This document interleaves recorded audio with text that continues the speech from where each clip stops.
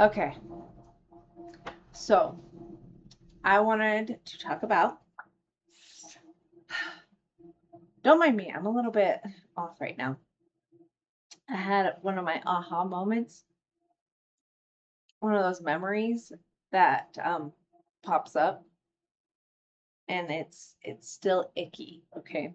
How I explain that is that when you come to those ahas and you have a memory and you make connections and all of that stuff, when it's still fresh, it feels icky. It feels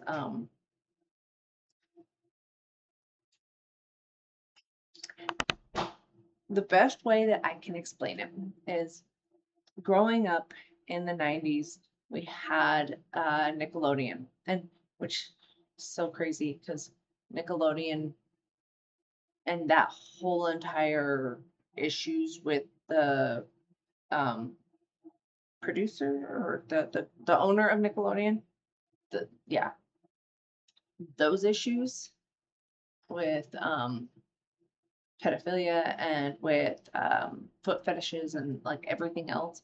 Um, the best way I can describe the feeling that you get is to call it slimy.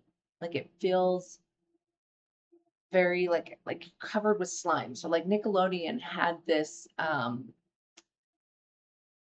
series where they um you it was like some kind of competition or something like that, and if you got it wrong or if something happened or whatever, you would get slimed. You would have slime dumped all over you. So you would just be covered in slime. That's what I feel like. I feel like I have slime covered all over me. I don't have actual literal slime, but that's just kind of what it feels like. It feels you like gross in your skin, like ugh, like that. That's what it feels like. Um, I don't know what everybody else feels when uh they experience those moments of where you have a memory or like a connection or like something like that from your trauma like comes up and it's triggering. I don't know what everybody else feels like. So if you can tell me what yours feels like in the comments below, I would love to know because I want to know if we all experience the same yucky feeling and if the same yucky feeling is the same thing. That would be really interesting. I'm like really intrigued. Seriously. The hive mind, I want to know if we all have the same idea or if everybody's feeling is different in their own body. But off the topic. So I had one of those before getting on here. And as much as I would love to go sit down and write it out and process it, I want to also get on here and do my video for the day because, Lord, I have been wanting to do it multiple times today, and it like something else came up, and then something else came up, and something else came up. And so it was like, okay, well, I'll do it then. I'll do it then. I'll do it then. And it kept getting pushed back. And I was getting frustrated. And then I had this aha moment, like this like realization. I was like, no, I'm still gonna get on and I'm still gonna talk. I'm still going to do this video. That is one of the biggest things. And this wasn't even gonna be the topic.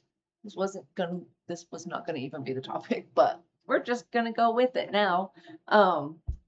So when you are creating a whole new pattern, when you're creating a new habit in your life, no matter what it is, whether it's being on time to work, whether it's being eating healthy foods, whether it's working out, whether it's changing your mindset, whether it's creating a new routine, I don't care what it is, no matter what, when you are creating this new habit, it takes 21 days at the least to get it not cemented in, but get it kind of like programmed in. Cemented is, a little bit longer, like 30 days or, like a month or, well, that is 30 days stuff. But 2 months for sure, but 21 days for it to really kick in is more or less where it lands. So, why I bring this up is because of the fact that when you are starting on this path, the first week, honestly, the first week is by far the easiest because you're in this new energy. You're like, yeah, I'm going to do this. I got this. You've got all this energy. You're like, oh, I'm going to change the world. I'm going to change my life. I'm going to change, you know, you're, dedicated in that first week because you're just like, yeah, I got this. And then the second week is where you're going to come up to a little bit of resistance. Things are going to kind of like pop up, just like that you're going to have like what I call it in for myself, because I don't know, this is what I've called it, is where you're gonna have just like that little like doubt. The I don't wanna, like we're gonna use the gym for example, because it's just easier like that. So you're gonna have but I just don't feel like working out. I just don't feel like going. I just don't feel like doing it. I don't feel like eating healthy. I don't feel really up to it. But you kind of you still do it because you're like, it's the right thing to do. Let's do it. Okay. Okay. And maybe, you don't give it as much energy as the first week, which is okay. It's really okay. The goal is not to like match energy every single week for the 21 days. It's not about matching the energy. It's about It's about staying consistent. So you're not really hurting yourself in a way of not meeting the same energy as long as you just push through it. Like you're just kind of like, okay, I'm gonna go ahead and do it anyways. I'm still gonna show up for myself. I'm still gonna show up. I'm still gonna get it done. May not put as much into it, but I'm still gonna get it done. It's a good thing. Okay, so then then whenever you get to the point of like the third week, in that third week, that's where you're going to have the most resistance. And I mean, like, when I say the most resistance, I'm going to say you're going to manifest in barriers. You're going to manifest in roadblocks. You're going to manifest in different little things to stop you because they're good excuses. They're good ways of being able to get out of it. For example, when I first started working back out and I was making it a consistent habit, before I started becoming more consistent on YouTube, I was working out. And so I was showing up at work. They have a gym in like in a little room. And so I was like, okay, I'm gonna be consistent. The first week I just showed up and I used this ratty mat. Like it wasn't even a mat. It was so dirty and it was so torn up. But I was like, I need something because that floor is hard and I cannot do any kind of sit-ups on that. And I'm not going to try and do any other kind of exercises on the floor with how hard it is. And so I used that one. Second week, I decided to go ahead and buy my own mat because I was like, okay, if I buy a mat, I have to at least be consistent. I have to be more dedicated because if I buy a mat, then I'm all in. I'm like, okay. So, second week, I'm pushing through. I didn't really I still showed up. Didn't give it 100 percent like I did the first week, but I still showed up. Third week, all of a sudden, because I would go in and I'd get changed before I'd work out for that workout because of the fact that, sweaty. I don't want to feel sweaty all day. So, I would get changed and I would get stopped by multiple people to sit and talk.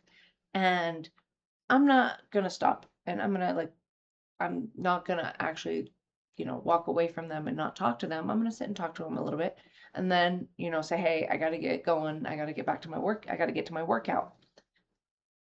I was tested multiple times that week, multiple times. And so it was one of those things that I was like, I had a choice in that moment, right there. I could have said, oh, you know what? I am not going to work out today. I am going to keep talking to this person. And then this person, I could say, this is what could happen. This is what could have happened. I was talking to that person. And I could have said, you know what? I wasted a lot of this time talking to that person. I could have been mad at that person because they stopped and talked to me and they interrupted my routine and my pattern and what I was trying to do. And then I could have blamed that person for stopping me and ruining my workout time. But instead, I looked at that person and I was like, hey, I got to get to my workout.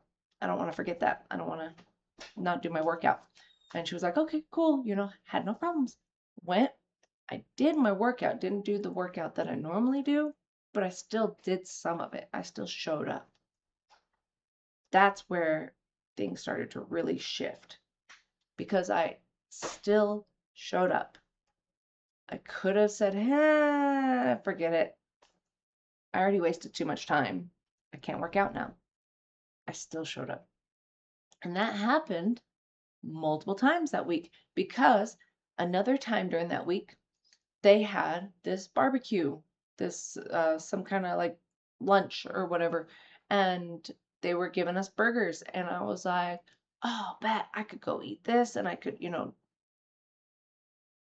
I made my food, and I went and I put it in the fridge, and then I did my workout, and then I came back and I got my food and I ate it later. I could have easily said to myself, hey, you know what? I can eat this now, and then I'll go work it off. But no, that was my treat after I worked out. So, why I bring this up is because I just had one of those moments. Well, sorry, let me go ahead.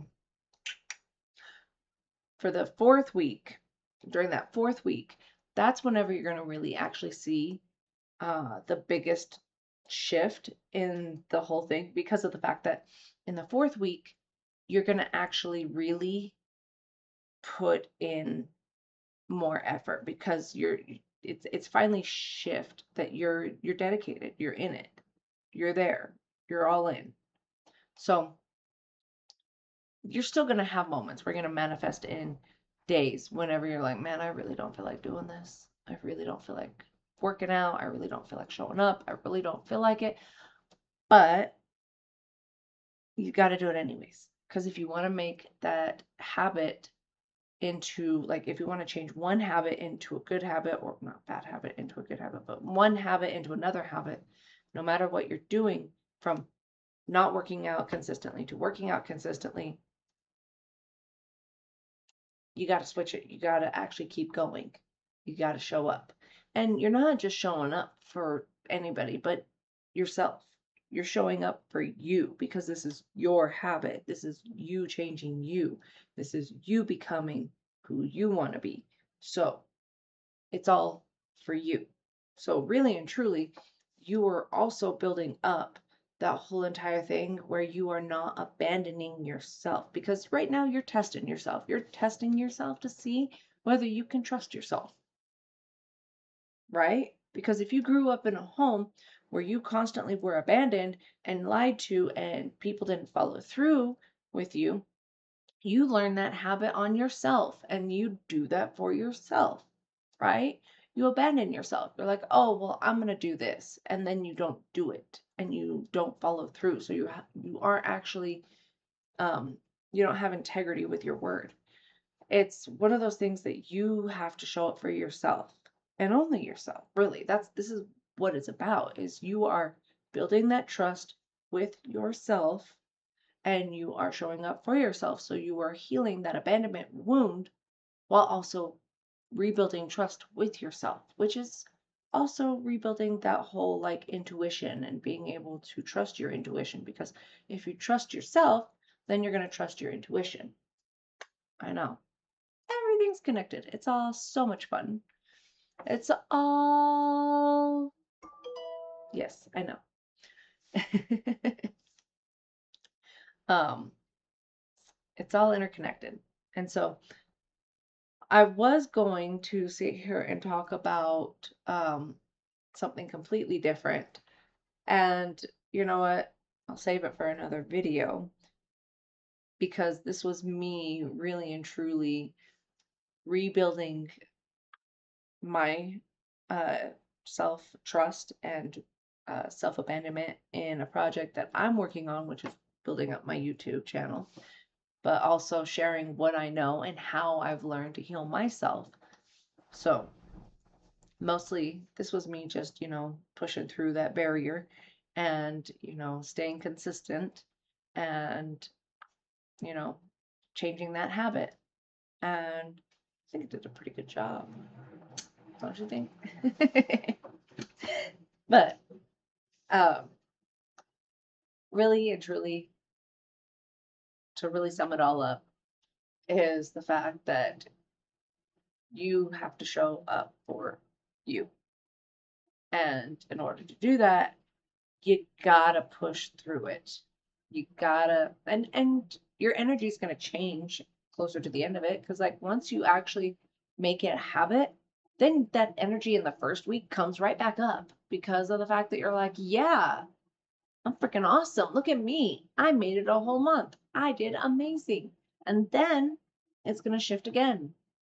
Because once you become even more consistent with it and you actually like keep going, you become even more proud of yourself because you're like, heck yeah, look at me. I've actually showed up this many days, this much. And it just keeps building on that. And it works for everything. It works for every single thing.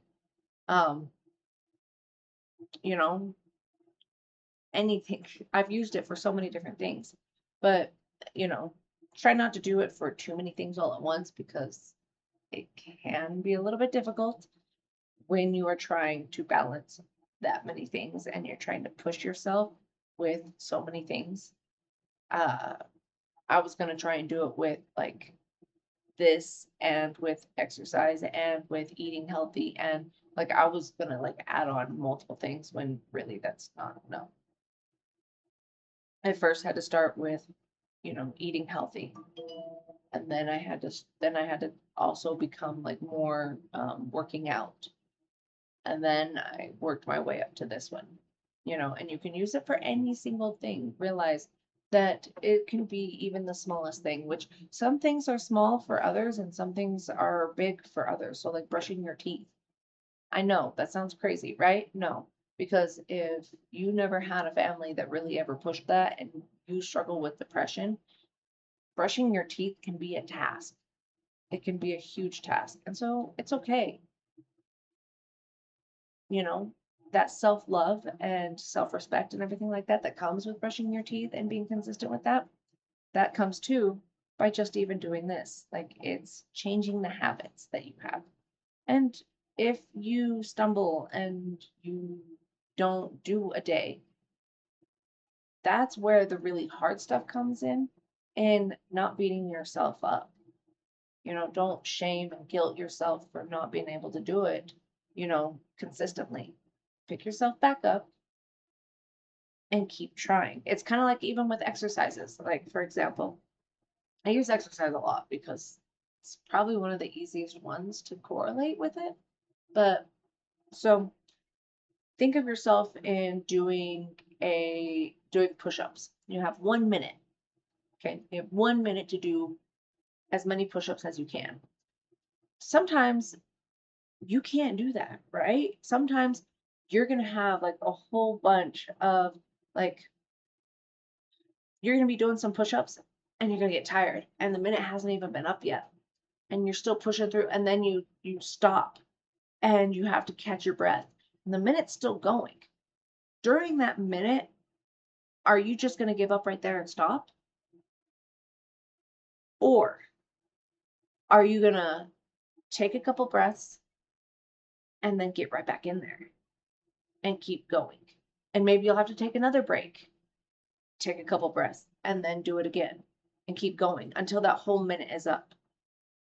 That's where you have two choices. You have two paths, two timelines that you can go down. And in that split second, you get a choice where you get to choose which one you're going to do.